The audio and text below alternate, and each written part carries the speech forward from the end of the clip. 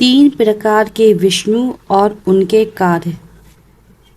कर्णोदक्षाय विष्णु, गर्भोदक्षाय विष्णु और शिरोदक्षाय विष्णु।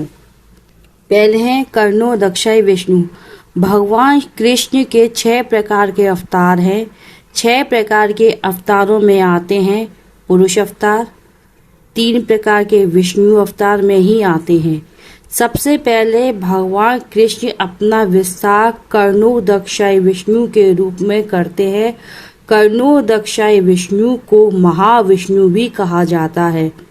जब कर्णोदक्षाय विष्णु सांस छोड़ते हैं तो उनके शरीर में छिद्रों से अनेक ब्रह्मांड निकलते हैं और जब वे वापस सांस लेते हैं तो सारे ब्रह्मांड नष्ट होकर फिर से उनमें समा जाते हैं।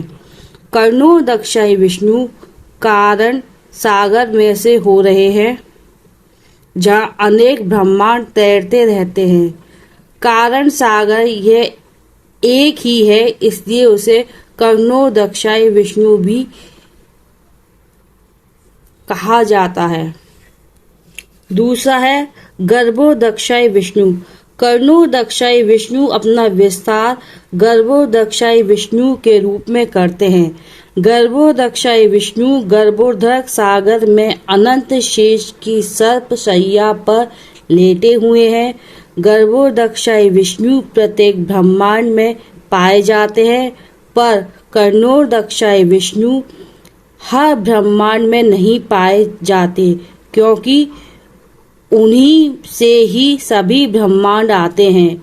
गर्भोदक्षाय विष्णु की नाभि से दिव्य कमल निकलता है, जिसमें ब्रह्मा जी प्रकट होते हैं और परमात्मा के आदेश से उस ब्रह्मांड में समस्त लोगों की रचना करते हैं।